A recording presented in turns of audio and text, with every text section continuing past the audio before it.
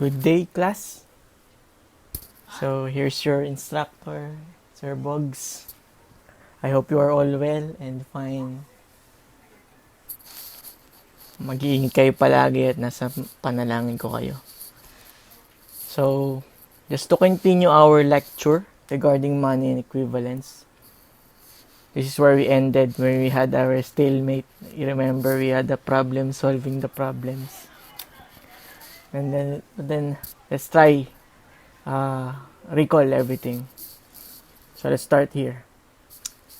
The concept basically is to provide an understanding of the return of capital in the form of interest or profit, and to illustrate how basic equivalence calculations are made with respect to the cost of capital in our engineering economic studies.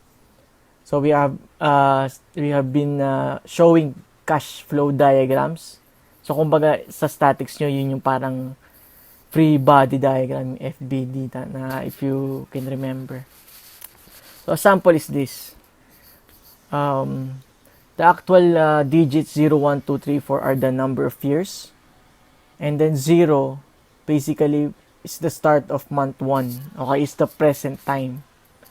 And the digit 1, the first number, is actually your end of month 1. So we can settle here our problem regarding the timeline. Okay? So 0, the present time. 1, the end of month 1 of year 1 if the date is on years. And 2 is the end of second month or second year if the timeline is in years. And so on and so forth. Okay? So we talk about ordinary annuities regarding the first cash flow to be made at the end of first period.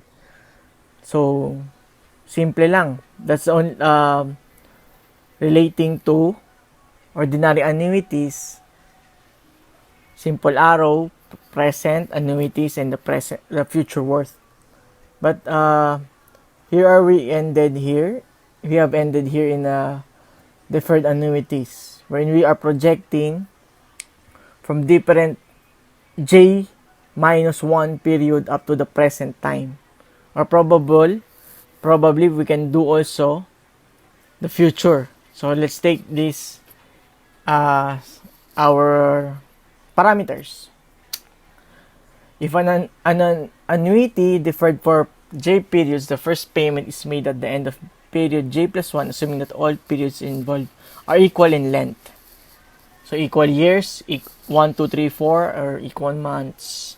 The present worth at the end of the period of J of an annuity with cash flows of amount A is actually the following parameter. So let's look on this. This is our problem last time. The father on the day son is born wishes to determine that lump sum amount would have to be deposited in a bank account bearing an interest of 12% compounded annually to provide withdrawals of $2,000 each on his 18th to 21st birthdays.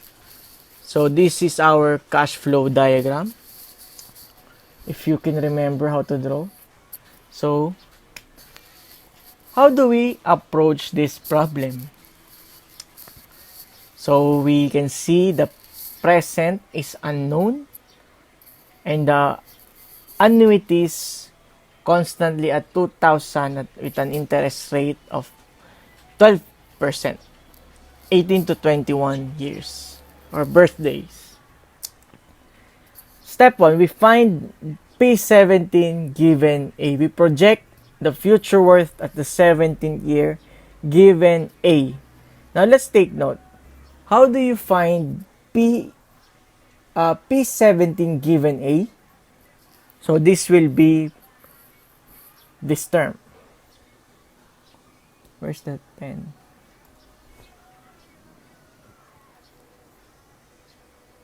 Where's the pen, guys?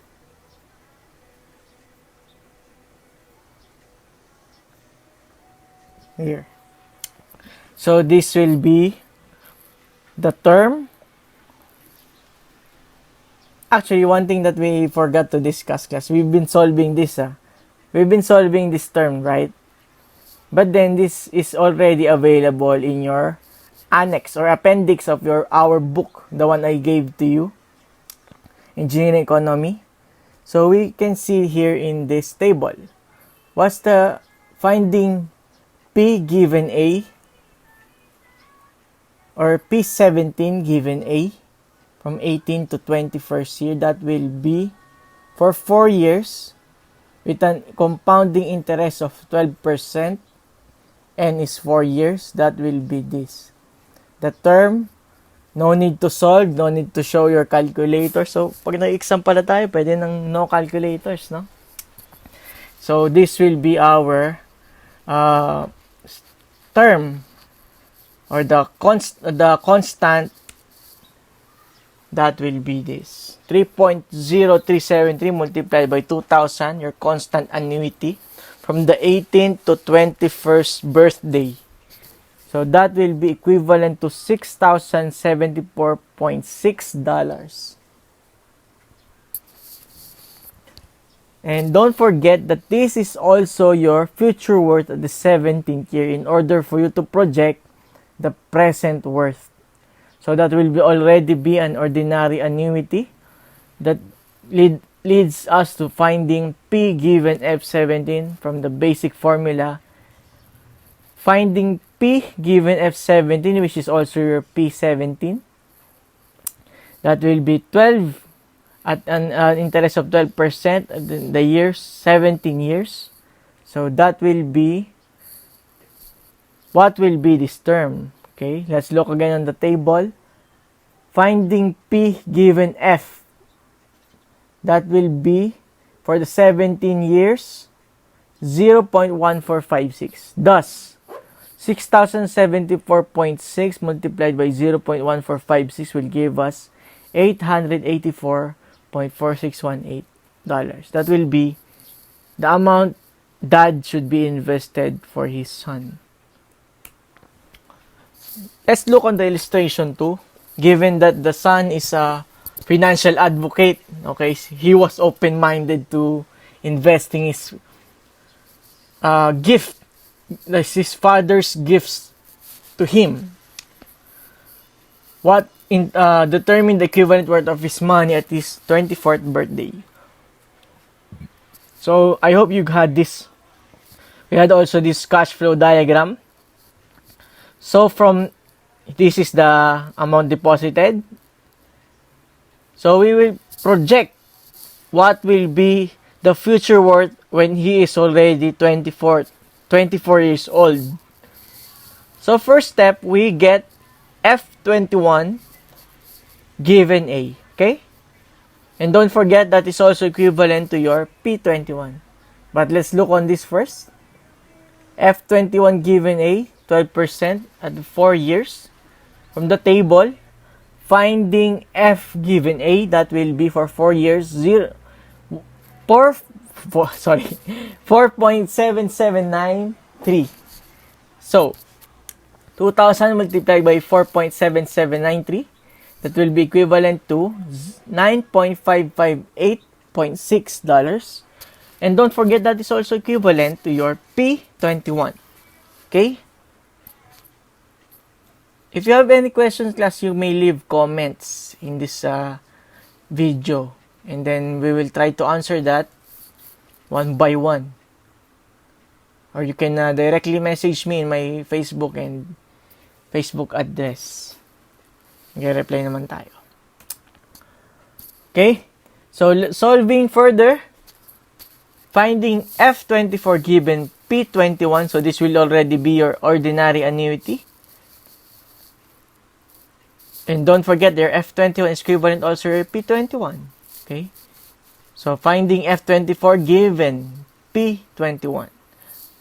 At 12%, that will be equivalent to 3 years only. Okay? So, look on the table. Finding F given P. That will be 1.4049. And solving further, the amount of the son's investment has accumulated to $13,428. So, basic, no? So, early as now, we should learn how to invest for our future.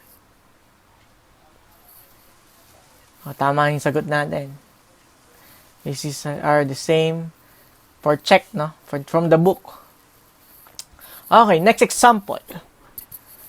A pre-selling condo can be acquired at a down payment of 360 pesos and a yearly payment of 120,000 for a period of 12 years starting at the end of 4 years from the date of purchase. If the interest rate of money is 15% compounded annually, determine the amount of property if it's paid in cash. So this is our cash flow diagram. An investment of 360,000 at the present for your down payment and starting at the end of 4 years. So that will be this 4. Okay? This will be the end of third year. This will be the end of second year. So starting at the end of 4 years from the date of purchase, that will be 4th. Okay? So 4 to 12, that will be annuity of 120,000. So, let's look on this. Step 1, we find P3 given A. And then we will project the present worth total if cash mo babayaran ang condo. So, A, finding P3 given A at 15% for 9 years. So, it will be equivalent to 9 years. Class, ha? 4 to 12. That will be 9. So, from the table, take note, class, that this is the different table from the last one. The interest rate have changed to 15%. So, finding P3 given A, remember? So, that will be for 9 years. So, at 9 years, we will have 4.7716. So, multiplying 120,000 multiplied by 4.7716, that will be 592 pesos. And take note that your P3 is also your F3, the future worth from the present worth 0, present time. So, finding now P0 or P0 aside from the 360,000 as your initial down payment. So, finding P given F, that will be 0.6575. 572,592 multiplied by 0.6575, that will give us 376,579. And the total down payment will be P plus P0 or P0, the initial down payment plus the one that we have solved from the future annuities and the future worth at F3. So the total down payment will be 736,579. So makes sense, no? Ganito yung usually na bentahan ngayon. 800, 700 to 1 million. These are the cases, class, na ano pa lang, excavation pa lang. So maglalabas ka na ng pera kahit hindi mo pa nakikita yung tahanan mo. Kasi pag natayo na yan, doon natin malalaman, di ba? Sobrang mahal na. 3 million na, 4 million na nila binabenta. So, if you have this money, don't forget to invest in real estate properties. Okay, another condominium case. The said condominium will have major repainting in 5 years. The cost of repainting by that time is estimated to be 400,000. In order to generate the sum of sinking fund of 3 annual payments must be established now, which is to be collected from the homeowners. Take note, class, that the sinking fund is the future worth or from the annuity, okay? So, no further payments will be made up after 3 years. Determine the amount of annual payment to be collected from the homeowners. The interest is 15%. So, if you can remember, this is the problem that we haven't solved. because it's lacking of interest. So let's add now the interest rate to be 15%. So, step 1, from the sinking fund of 360,000, we project the future worth F3. But take note, for this to be solved, F3 should also be equivalent to your P3. Okay? So, finding P given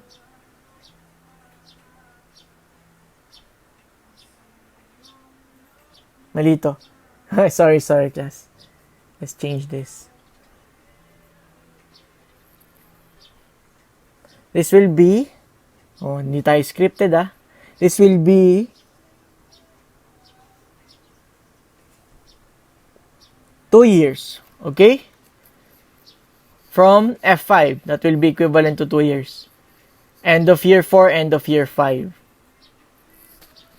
Because the end of year 3 is also your start of year 4.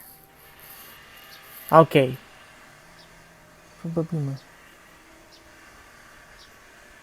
So, finding A given P3 at 2 years time with an interest rate of 15%. Ito pala. Sorry. So, that will be mali. 3 yan, class. Ito pala. Na-forward pala natin yung slide. Sorry. So that's, ito yun. This will be given F5. Okay, so going back. Sorry about that. Okay, fast forward. Finding F5 fast forward na naman natin. Bayan. Finding P given F5 with an interest rate of 15% 2 years. So that will be 360,000 multiplied by 0.7561. That will be P72 196 pesos. Okay. So, let's now project the regular years of payment for the sinking fund F3. That is also your P3. 272,196 given A. Finding A given P3 with an interest of 15% multiplied by 3. That will be 0.2880 from your table, or you can solve directly, which will give us 78,392. So that will be the amount should be invested before for the repainting of the condominium. Okay, this will be your seat work. Okay, try solving this class, and you may comment also your answers, and then I'll reply if you get the correct answers. So, annuities with beginning of period cash flows. So, this case, the present worth occurs on one interest period before the first, and the future worth occurs at the same time as the last periods after it. So, kung kanina, before we have talked about, we are utilizing the end of year periods. If we are in the timeline 1, that is equivalent to the end of year 1. Now, we are looking this at the year 1 to be the beginning of year 1. So, illustration. Given this uniform series of 5 beginning of period cash flows of $100, take note, first cash flow is at the beginning of the first period and at the beginning of the fifth period. With the interest rate of 10%, find the present worth at the beginning of the first period and the future worth at the end of the fifth period. So we're tasked to draw the cash flow diagram. Ano ba yun? How can we draw it, or how can we illustrate it? So this will be it. Okay? The beginning of period 1 for an regular $100. And then, for your present worth, hindi na siya before J-1. If you can remember, right? The term J-1. The present worth should be before this. But in this end of year or beginning of year period, we are now parallel with the present or the annuity, the first period, the beginning of period 1 is equivalent to the P1 also. And then for the fifth year is the end of here, F6. The beginning of fifth year, the end of fifth year. So how can you solve this class if you can if you need to know P1? First, we can project the future worth of A. So finding F given A at end of year, the beginning of year 5, and then we project, so that will be F5 will be equivalent to P5, right?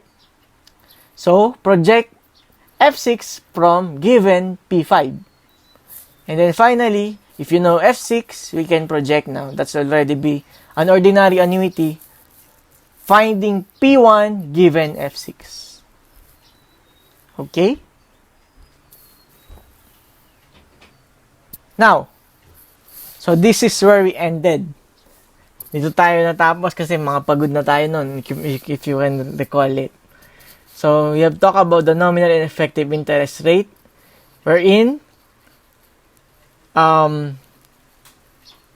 let's look on this application. If the interest rate is 6% per interest period and the interest period is 6 months, we can say that the nominal rate is 12% compounded semi-annually. And the actual or exact rate of interest earned on the principal during a year is known as effective rate I. Now, class, dito tumutubo ang mga bangko. Okay? Credit card, sabihin natin 1%, pero meron talaga silang effective rate na hidden. Okay? Unless you will solve it personally, hindi mo siya malalaman. That's why we need to know these types of interest rates. Wherein the effective interest is I and nominal interest is R, given this equation. So let's look on the example or this case, no. So the way we look on it, the consider $1,000 to be invested for 3 years at a nominal rate of 12% compounded semi-annually. So every 6 months it is compounded. The effective annual interest, sabi nila, di ba, 12% lang, pero ang effective talaga 12%, 12.36. So, ganun din. Meron ka ring kickback, no? You are earning. If you have leave your money in the bank. But then, this type of interest rate, malabo yan, class. Unless it is time deposited. Hindi mo talaga siya gagalawin na in a 10-year time, 5-year time. So, we can see here na nagpaparabolic, di ba? And lalo na pag monthly. Compounded monthly. So, the interest rate have increased up to 12.68%. Now, let's look on this example. Credit card company charges an interest rate of 1.375. Interest. Pag nagkaroon ka doon ng utang sa credit card, okay? The annual interest rate they claim is 12 multiplied by 1.375. That will be 16.5% annually. Okay? In reality, what is the actual rate that they are charging you? So, hindi lang pala talaga 16.5. So, solving from the formula, the effective interest rate, 0.165 divided by 12 from the formula, plus 1 raised to 12 minus 1, that will be equivalent to 17.81%. So, lugi ka ng about 1.3%. Again, this value kasi is small. Okay? But imagine if your credit, kung utang mo 1 million. Di ba? What is the 1% of 1 million? 10,000. You will have to pay the bank 10,000, the credit card company. So, kalahati na ng sweldo ko yun kada buwan, di ba? So, you need to learn the secret behind this engineering economy. So, we are learning, no? Real life application. And now, the final example. So, this will also be a seat work, okay? So, I want you to try solving this and comment below for your answers and I will reply back. Okay? So, that's it for today, class. I hope you learn and stay tuned for the next video. And I can't wait to see you all again. Namimiss ko na kayo. Mag-iingat kayo parate. God bless.